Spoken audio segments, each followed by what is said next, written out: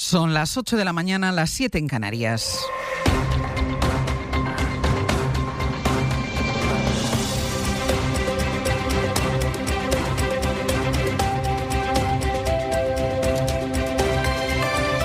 En la cadena SER, Hoy por Hoy, con Ángeles Barceló. Hola, muy buenos días. El primer titular de la mañana está aquí en España porque el Gobierno ha llegado a un acuerdo con la Iglesia para reparar a las víctimas de abusos sexuales que ya no pueden acudir a los tribunales. Después de años de negociación, el Ministerio de Justicia ha alcanzado un pacto con la Conferencia Episcopal en el que se fija un nuevo mecanismo para la reparación de las víctimas. Será el Gobierno quien arbitrará el proceso de reclamación y en él jugará un papel central el defensor del pueblo. Laura Gutiérrez, buenos días. ¿Qué tal? Buenos días. Hoy en algo más de una hora, el ministro de Justicia, Félix Bolaños, se va a reunir con el presidente de la Conferencia Episcopal y los dos van a firmar ese acuerdo del que ya tenemos algunos detalles. La Iglesia, por ejemplo, será quien pague la reparación después de un proceso que incluye al Ministerio de Justicia y, como decíamos, Laura, el defensor del pueblo. Sí, es un acuerdo muy esperado por las asociaciones de víctimas que se viene fraguando desde hace casi 2 años, cuando el Gobierno aprobó el plan para la implementación del informe del defensor del pueblo sobre abusos sexuales a menores en la Iglesia Católica. De hecho, el defensor del pueblo va a tener un papel clave en este nuevo sistema de reparación a las víctimas. Sistema que estará organizado, tutelado por el Gobierno, aunque quien pague, quien repare, va a ser la Iglesia. Con este nuevo sistema, el Ministerio de Justicia será quien reciba, será la puerta de entrada de las peticiones de reparación de las víctimas de abusos, solicitudes que serán remitidas a la unidad de víctimas de la Oficina del Defensor del Pueblo, que analizará el caso y elaborará una propuesta de reparación. Si la Iglesia o la víctima no están de acuerdo con ese dictamen, se activa una segunda puerta, una comisión mixta Iglesia-Estado con participación de las asociaciones de víctimas, que estudiará el expediente y elaborará una segunda propuesta de reparación. Si aquí tampoco hay acuerdo, la última palabra la va a tener el defensor del pueblo. Esto es lo que se firma a las 9:30 de esta mañana. Las 3 partes, Gobierno, Conferencia Episcopal y la Conferencia Española de Religiosos, se emplazan a la elaboración de un convenio que regule este nuevo proceso y que tendrá un año de duración, un año prorrogable. El Gobierno, además, se compromete ya a promover los cambios necesarios para aplicar exenciones fiscales a estas indemnizaciones a las víctimas. Es la noticia a esta hora de la mañana, la ampliaremos luego, Laura, en el abierto. Hasta ahora. Dice Trump, ojo, claro, palabras tienen que ser seguidas de acciones. Fue un gran honor hablar con el presidente de Colombia, Gustavo Petro. Y esta es la novedad esta mañana en el reguero de amenazas que Donald Trump va sembrando y ejecutando por el mundo. El presidente de Colombia, país del que Trump dijo hace 2 días que atacarlo le suena bien, ha confirmado esta noche que los dos han hablado por teléfono y que han acordado reunirse próximamente. Sergio Soto, buenos días. ¿Qué tal, Ángeles? Buenos días. Fue después de una marcha en la que miles de colombianos salieron a la calle por todo el país para rechazar las amenazas de Estados Unidos. En ellas estaba Gustavo Petro, que nunca en todo este segundo mandato de Trump había hablado con él. Solo había escuchado de él cosas como vigila tu trasero a través de la prensa. En la frontera entre Colombia y Venezuela está el enviado especial de la SER, Nicolás Castellano. Buenos días. ¿Qué tal? Buenos días, Ángeles. Dice el presidente colombiano que Trump mostró un buen tono y que espera poder recuperar la vía diplomática gracias a ese encuentro que Estados Unidos quiere que se produzca en Washington, aunque también es cierto que allí en la Casa Blanca es donde Trump ya ha recibido y ya ha humillado antes a otros líderes a los que había invitado a conversar. De momento, Colombia ya puede dormir tranquila, según Gustavo Petro, que ni siquiera él esperaba este giro de guión de Trump hasta hace un par de horas, con las calles de media Colombia llenas de manifestantes contra las injerencias de la Casa Blanca. Quien me llamó para explicar la situación de las drogas y otros desacuerdos que hemos... Y en medio de las mayores protestas de América Latina contra Trump por las amenazas contra Petro, que este iba a acabar anunciando sobre el escenario de la manifestación en Bogotá ese desenlace. La conversación duró 1 hora, según Petro. Hablaron de narcotráfico, de petróleo y de Venezuela, desinflamando el peor momento en las relaciones bilaterales, y concluyó con una invitación de Trump a ese ya temido despacho oval de la Casa Blanca. Hemos hablado por teléfono por primera vez desde que es presidente. De momento, Petro ha autorizado a Ángels, a la ministra de Exteriores, a preparar la reunión en Washington con Marco Rubio, y aunque con prudencia, se mostró satisfecho porque insiste el colombiano en que sin diálogo hay guerra. Al otro lado de la frontera, en Venezuela, conviven noticias que no siempre parecen ir en la misma dirección, porque Delcy Rodríguez confirmó ayer el envío de barriles de petróleo a Estados Unidos. Hay acuerdo, y eso parece apuntar a que, más allá de las declaraciones, la presidenta encargada de Venezuela está siguiendo el camino que le marca Donald Trump. Pero queda todavía la otra facción del chavismo, Nicola, que encabeza Diosdado Cabello, que esta noche ha puesto cifra por primera vez al número de muertos que provocó la operación estadounidense. El ministro del Interior venezolano, el que controla a miles de paramilitares, ha hablado de un ataque bárbaro con 100 muertos hasta ahora. Sí, Ángels, han tenido que pasar más de 4 días para que el chavismo haya dado esta noche una primera cifra oficial de muertos en el ataque de las tropas de Trana a Caracas, especialmente en el asalto a la residencia en la que fue capturado Maduro y su esposa. La cifra temporal de al menos 100 mártires la ofrecía Diosdado Cabello en su programa de televisión de esta noche. Venezuela fue víctima de un ataque bárbaro, artero, donde hasta ahora, y digo hasta ahora, hay 100 fallecidos. 100. Y otra cantidad parecida de heridos.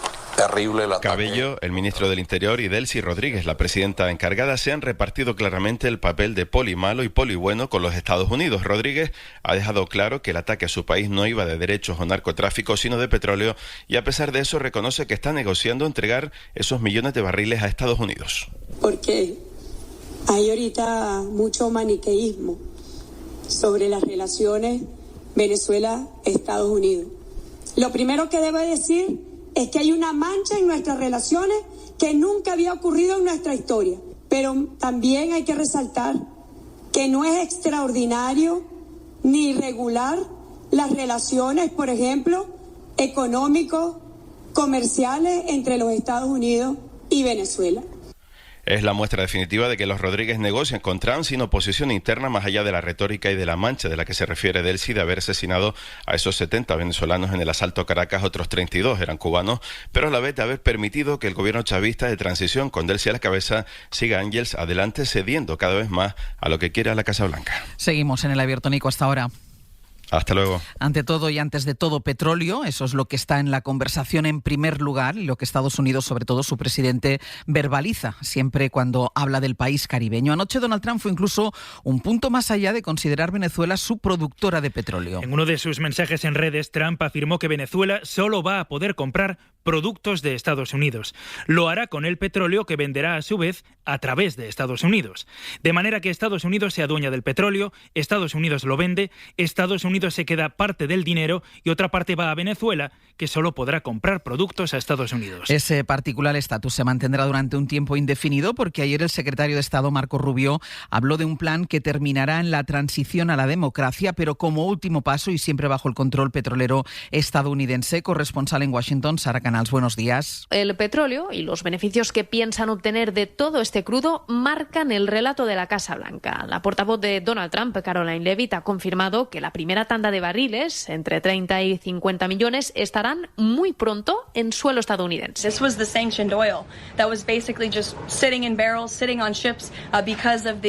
que son barriles sancionados y que esta entrega es fruto de un acuerdo con el gobierno interino de Caracas. Insisten que los beneficios se ingresarán en cuentas estadounidenses para luego repartirlas al pueblo norteamericano y venezolano. En cuanto al proceso de transición, el jefe de la diplomacia, Marco Rubio, ha querido acallar a los críticos que acusan al gobierno de estar improvisando en Venezuela y ha detallado un plan de 3 fases. As we move forward, we'll describe our process, which is a threefold process in Venezuela. I've described it to them now. Step 1 is the stabilization of the country. We don't want it descending into chaos. La primera es la estabilización del país para evitar el caos. La segunda es la reconstrucción y en tercer lugar estaría la transición. Explica que algunas de estas fases se solaparán y que a medida que avance el plan, la estrategia irá aportando más detalles. Y en la carrera del petróleo, ayer se abrió un nuevo escenario cuando supimos que Estados Unidos había había apresado un barco que pertenece a Rusia. El Kremlin llegó a enviar un submarino para proteger a este buque que el gobierno de Trump perseguía desde hace 2 semanas y que había cambiado de nombre y de bandera. Sabemos que a bordo llevaba algo que no es petróleo, pero no sabemos lo que era, y la duda estaba en la respuesta rusa. Ayer Putin se limitó a decir que era una maniobra ilegal. Moscú, Javier González Cuesta. El gobierno ruso ha vuelto a dar una respuesta tibia a un nuevo golpe de Trump a sus intereses. El Ministerio de Exteriores ruso publicó ayer un comunicado muy suave en el que se limitaba a pedir un trato humanitario para los marineros del petrolero capturado. Por su parte, el Ministerio de Transporte ruso solo objetó que la captura del navío en aguas internacionales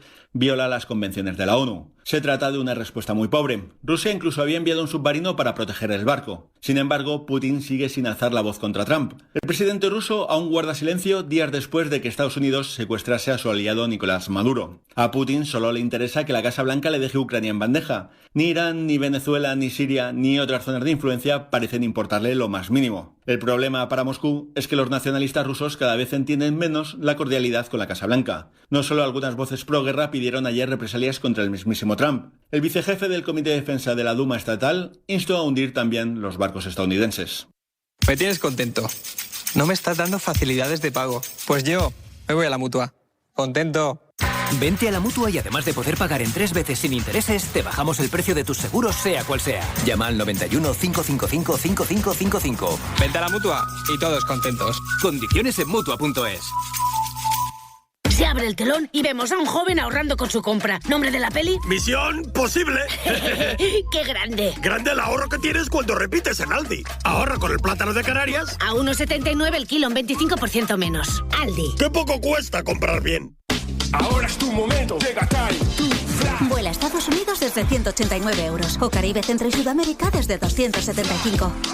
Precios por trayecto, comprando ida y vuelta. Llega Time to Fly. Ahora es tu momento. Reserva ya en aereuropa.com. Air Europa, tú decides. En la cadena SER, Hoy por Hoy, con Ángeles Barceló. As a diplomat, which is what I am now, and what we work on, we always prefer to settle it in different ways. That included in Venezuela. De una forma o de otra, Estados Unidos va a tomar Groenlandia, es lo que vino a confirmar ayer Marco Rubio cuando explicó que él, como es diplomático, prefiere una vía distinta a la militar. Aunque a continuación recordó que eso también lo prefería con Venezuela y la operación va por 100 muertos, según el gobierno caribeño. Aseguró el secretario de Estado de Trump que no entiende que nadie se sorprenda de que quieran tomar Groenlandia, porque sus intenciones hace tiempo que son conocidas. Rubio anunció que se verá la semana que viene con el gobierno danés y con representantes de Groenlandia con el objetivo de negociar la entrega de la isla, y mientras algunos países europeos piden una posición más fuerte, es el caso del ministro español de Exteriores, quien sigue en silencio es el secretario general de la OTAN. Un miembro de la alianza, el mayor de todos, ha anunciado que entra en sus planes invadir a otro miembro, pero Mark Rutte, que llamaba a Donald Trump, recuerden, papi, cuando le aplaudía su brillantez, no dice sobre todo esto ni una sola palabra. Corresponsal comunitario Enrique García Pozo, buenos días. Buenos días. Las amenazas de Donald Trump someten a la alianza a una enorme presión, en especial a su secretario general. Sin declaraciones a lo largo de este miércoles, los últimos mensajes de Rutte son del martes, en una entrevista en la CNN. Sin entrar en la confrontación y sin valorar directamente la amenaza y el lenguaje de Donald Trump, Rutte decía que Dinamarca está realizando importantes inversiones en el ámbito militar y añadía que a los daneses no les importa que la presencia de Estados Unidos aumente en la isla. La presidenta von der Leyen decía ayer que la ley es más fuerte que la fuerza, un principio que también se aplica a Groenlandia. Y el presidente del Consejo, Antonio Costa, recordaba: nadie puede decidir sin Groenlandia y sin los daneses, aunque desde la Eurocámara la mayoría de grupos exigen mayor contundencia a las autoridades comunitarias. Hay como mínimo una parte de la derecha española que parece manejarse en la misma confusión que Rutte, porque del entusiasmo inicial con el derribo de Maduro ha pasado a buscar un equilibrio que pasa sobre todo por no decir nada. Ahora que Trump ha nombrado a Delcy Rodríguez como su socia y presidenta de Venezuela, los más partidarios del estadounidense se ven en la situación de pronunciarse acerca de la lejanía que marcaron con Delcy. Vox prefiere no decir nada. Mientras que el PP hace equilibrios para mantener un pie en Europa sin separarse del todo de Trump y sin acercarse al gobierno. Julia Molina, buenos días. Buenos días. La derecha no termina de encontrarse cómoda con los cambios de rumbo de Trump, el rechazo a María Corina Machado y las amenazas sobre Groenlandia Groenlandia han rebajado el entusiasmo inicial en el PP, aunque los de Feijóo se resisten a criticarlo abiertamente. Se desvinculan, de hecho, de las opiniones de Aznar, que arremetió duramente contra la operación Caracas. Dicen que Faes no es el PP y aplican un tono bajo incluso en la defensa de la soberanía de Dinamarca. Groenlandia es un miembro de la OTAN, ¿no? Desde el año 1951 hay un acuerdo bilateral de defensa con Estados Unidos que le da amplia capacidad a Estados Unidos para poder operar en ese territorio, pero creo que nuestra posición tiene que ser, lógicamente, respetando la posición que adopte y que decida Dinamarca, que es el país soberano en este sentido, y el que lógicamente es el socio aliado nuestro en el ámbito de la Unión Europea, ¿no? Vox, por su parte, guarda estos días un medido silencio. Tanto Trump como María Corina Machado son sus aliados internacionales, así que en público han evitado valorar la decisión de Estados Unidos de mantener a la número 2 de Maduro. Tampoco se pronuncian sobre Groenlandia, aunque en privado aseguran que no están tan pendientes de lo que dice Trump como de lo que hace, y mantienen la esperanza de que a María Corina Machado le llegue su momento cuando se den las condiciones. Páramo, buenos días. ¿Qué tal? Buenos días. Bueno, ¿verdad que hoy por hoy todo el mundo sabe que las rebajas acaban de empezar? Que si en tecnología, en moda, te puedes encontrar descuentos en cientos de tiendas, menos en una cosa, en Danone. Porque este 2026 sus yogures esenciales seguirán costando €1. Lo mismo que en 2016. Así que ya sabes, lo de Danone no son rebajas, es un compromiso con la nutrición accesible. ¡Qué rico que está!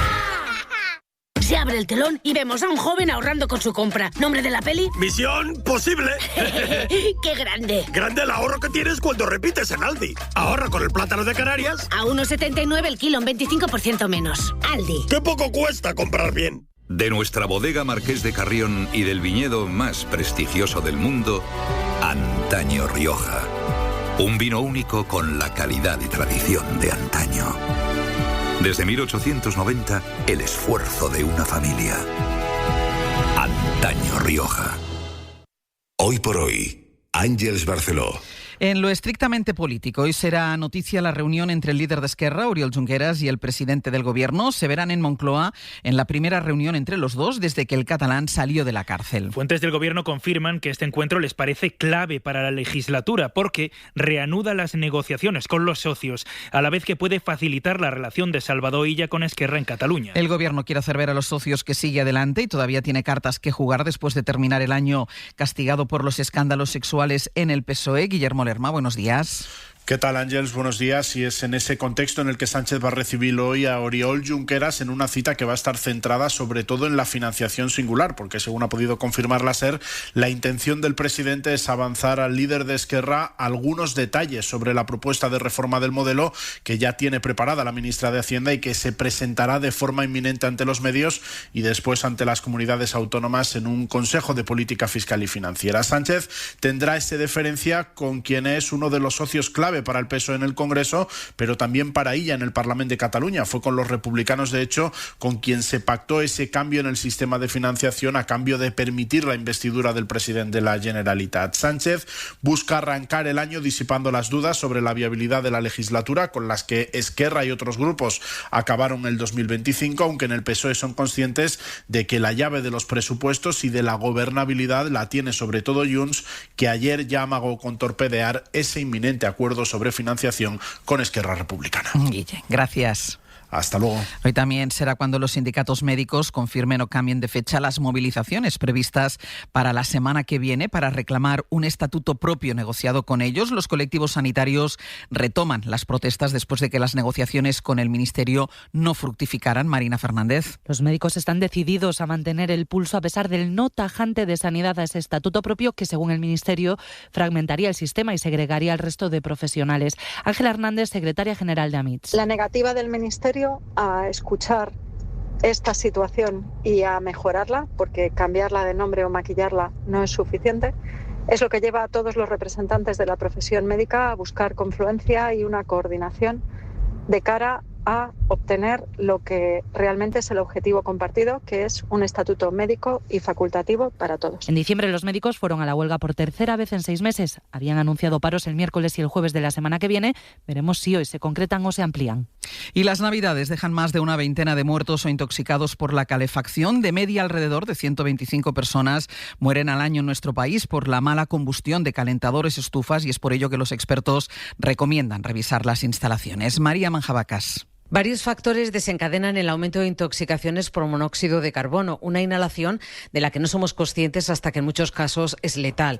A veces, por ahorro energético, se usan aparatos antiguos que ahora no pasarían una revisión. No se limpian las chimeneas, cuyo uso viene creciendo desde 2022. Falta mantenimiento y la consecuencia son estas cifras. Carlos Oliván es presidente de la Asociación de Fabricantes de Estufas y Chimeneas de Biomasa. Fuentes del sector sanitario cifran el número de muertes por intoxicación de monóxido de carbono en España en 125 fallecimientos anuales de media. De estos, los más vulnerables son las personas mayores, especialmente aquellas personas que viven solas, con un riesgo 5 veces mayor. Entre los consejos, revisiones periódicas, no sobrecargar la instalación eléctrica, desterrar braseros antiguos y resulta muy efectivo, según los expertos, instalar detectores de humo en la vivienda. Y en 10 minutos el abierto. Hoy con Mariola Urrea, Javier Aroca y Antón Losada. Pues así llegamos a las 8:20 de la mañana, las 7:20 en Canarias.